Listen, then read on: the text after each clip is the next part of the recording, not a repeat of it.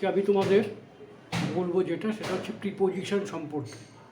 প্রিপোজিশনটা একটা কিন্তু বিরাট গুরুত্বপূর্ণ বিষয়। এই প্রিপোজিশন সম্পর্কে যদি খুব ভালো ধারণা না থাকে তাহলে কিন্তু ইংরেজি শুদ্ধভাবে লেখা সম্ভবপর হয়ে উঠবে না। তো প্রিপোজিশনের মধ্যে দেখো, প্রথমেই বলছি প্রিপোজিশন কথাটা হচ্ছে প্রিপোজিশন। প্রি কথাটার অর্থ হচ্ছে আগে, আর পজিশন মানে হচ্ছে অবস্থান। তার মানে আগে অবস্থান। কার আগে অবস্থান? নাউন বা প্রোনাউন। নাউন বা প্রোনাউনের আগে যে শব্দটা বসে সেই শব্দটাকে আমরা বলি প্রিপোজিশন। প্রিপোজিশন বস্তুত প্রায় 150 রকমের প্রিপোজিশন আছে।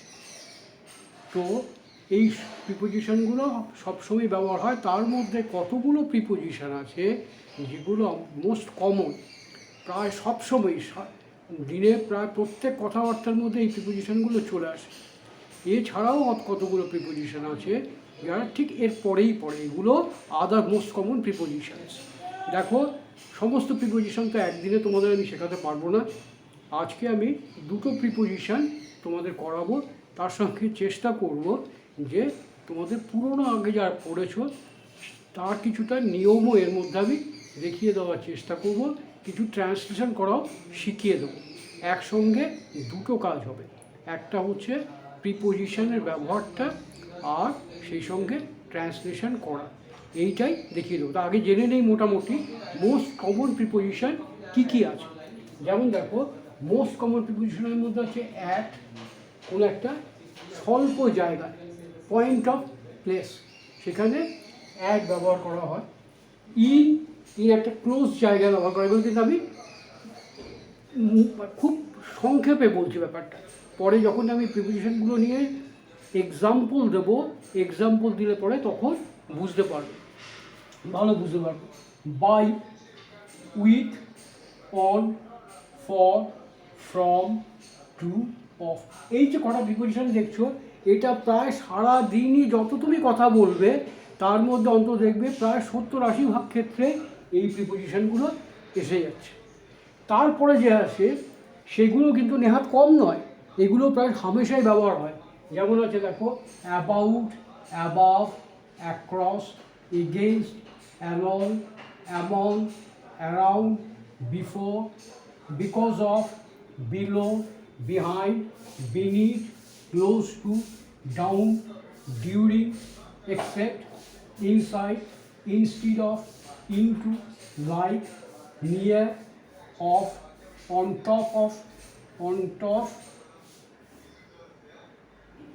on top of, onto, outside, over, past, since, through, towards, under, until, upon, within, without। দেখো এখানে দেখো, এই যে আদার কমন প্রিপোজিশনসগুলো বলেছি তোমাদের মনে রাখার সুবিধার জন্য, দেখো আমি আলফাবেটিক্যালি শুরু করেছি, এ দিয়ে শুরু করেছি। এ দিয়ে about, above, across, against, along, among, around. দেখো ছোট্ট করে যদি বলা যায়, অ্যাবাউট মানে কোনো কিছুর বিষয়ে, কোনো কিছুর বিষয় বোঝাতে গেলে পরে তখন অ্যাবাউট ব্যবহার করবো। অ্যাবাভ কোনো কিছু ওপরে বোঝাতে গেলে অ্যাবাভ ব্যবহার করবো। অ্যাক্রস যদি সোজাসুজি কোথাও যাই সেখানে অ্যাক্রস ব্যবহার করবো। এগেনস্ট কোনো কিছুর সঙ্গে হেলান দিয়ে যদি হয়, কারো বিপক্ষে যদি হয়, বিপরীতে যদি হয়, তাহলে এগেনস্ট ব্যবহার করি।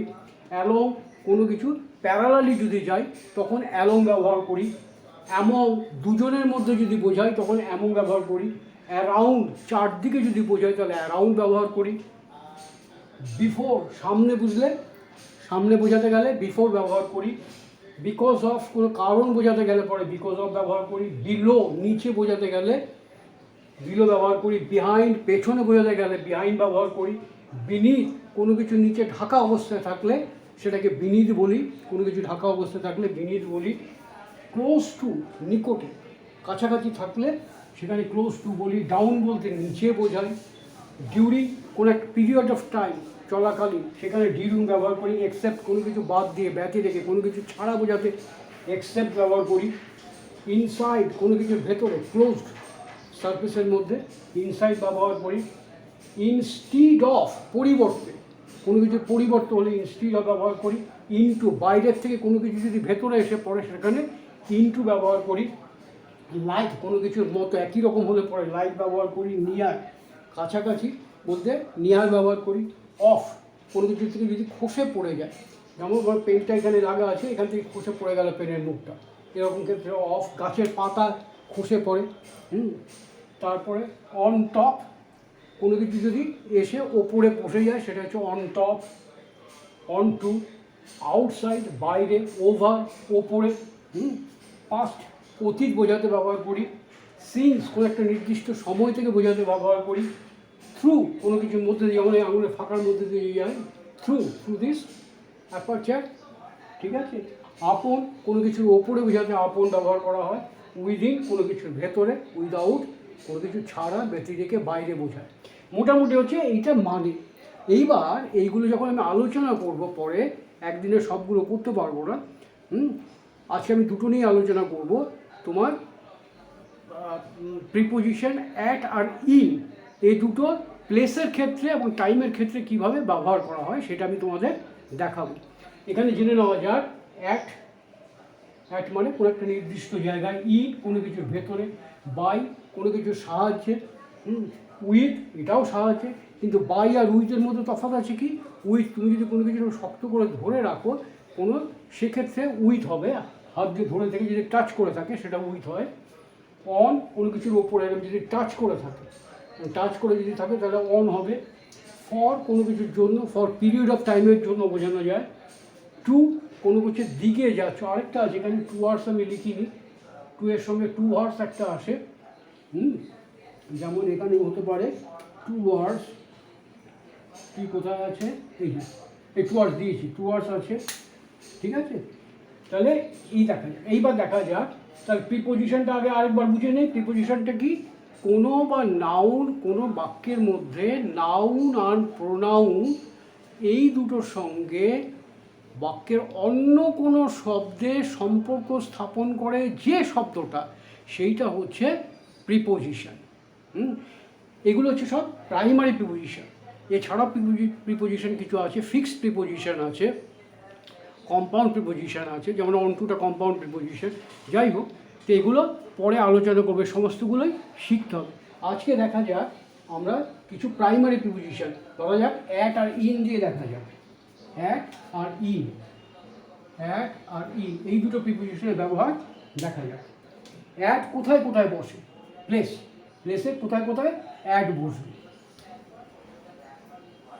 যেমন দেখো, আমি 10টার আগে স্টেশনে পৌঁছবো।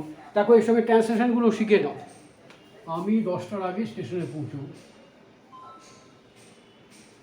10টার আগে স্টেশনে পৌঁছবো। দেখো স্টেশন একটা ছোট জায়গা, একটা পয়েন্ট। স্টেশনের মধ্যে তুমি এক স্টেশনে গিয়ে যখন পৌঁছবে, এই স্টেশনের আগে বসে অ্যাট। এইবার দেখো আমি 10টার আগে স্টেশনে পৌঁছবো, ব থাকলে কি হয়? ব থাকলে আমরা কী বলেছিলাম? ইবো, ইবে, ইবো এগুলো থাকলে ফিউচার, সিম্পল ফিউচার টেন্স হয়। সেখানে সাবজেক্টের পরে শ্যাল বা উইল বসে। পৌঁছানো ইংরেজি কি? রিচ হতে পারে, অ্যারাইভও হতে পারে। তাহলে আমি পৌঁছবো, I shall arrive, I shall arrive।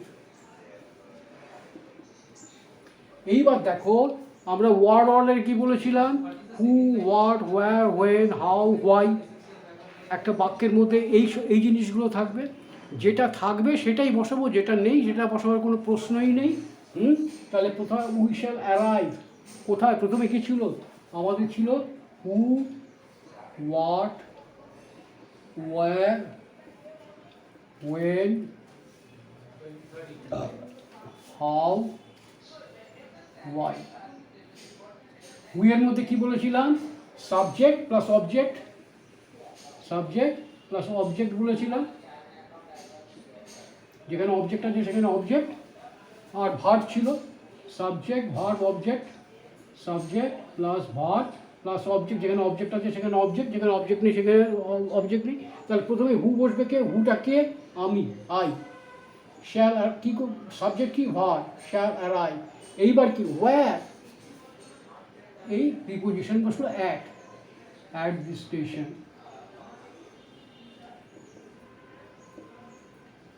দশটার আগে দুরকমভাবে আমরা বলতে পারি। এখানে 10টার আগে বিফোর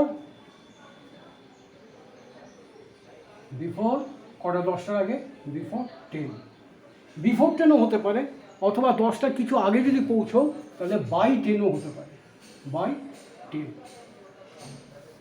বোঝা গেল? 10টার কাছাকাছি মানে 10টা বাজার কিছুটা আগে। আর যদি ঠিক 10টায় পৌঁছো, একদম পাকা 10টায় যদি পৌঁছো তাহলে হবে অন 10। বোঝা গেল? তাহলে এখানে 3টে প্রিপোজিশন, কিন্তু আমরা 4টে প্রিপোজিশন পেয়ে গেলাম। স্টেশনে পৌঁছচ্ছি, অ্যাট দ্য স্টেশন, 10টার আগে বিফোর, 10টার কাছাকাছি, 10টার একটু আগে বাই, আর ঠিক 10টায় অন 10। বোঝা গেল? আচ্ছা, এইবার আরেকটা সেন্টেন্স দেখা যাক। স্টেশনে গাড়ি রাখার কোনো জায়গা নেই। গাড়ি রাখার জায়গা কি, পার্কিং লট। স্টেশনে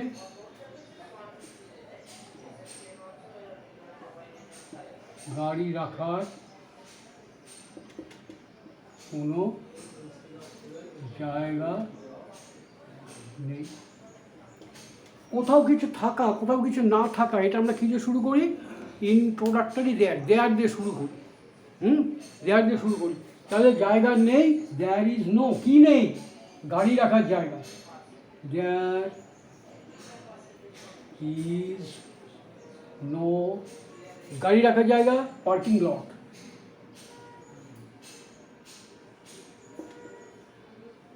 কোথায়, হোয়ার,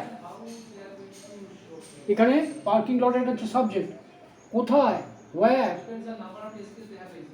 এই হলো preposition at the station. There is no parking lot at the station, এটা হলো প্রিপোজিশন। বোঝা গেল? এইবার ধরো আরেকটা সেন্টেন্স যদি বলি,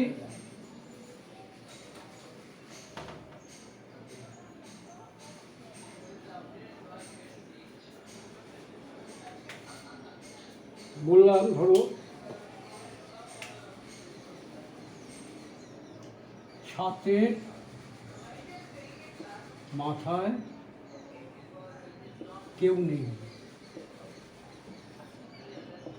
এটা আমরা প্রায়শই ব্যবহার করি, ছাতের মাথায় কেউ নেই। দেখো আবার সেই ইন্ট্রোডাক্টরি আসবে, কেউ না, নো ওয়ান, কেউ না ইংরেজি নো ওয়ান, কেউ নেই। এবার ছাদের মাথাটা কি, at the top of the roof. ছাদের মাথার একটা ছোট জায়গা, একটা নির্দিষ্ট জায়গা, সেইখানে হচ্ছে প্রিপোজিশন আসবে at. There is no one at the top, কোথায়, at the top of the house. আচ্ছা, আগের সেন্টেন্সগুলো তোমার দেখানো হয়নি, এখানে দেখিয়ে দিই। দেখো এই যে হাউসটা হচ্ছে নাউন, হ্যাঁ, দেয়ার ইজ, এটা কার সঙ্গে সম্পর্ক দেখাচ্ছে, there is at the top of the house, there is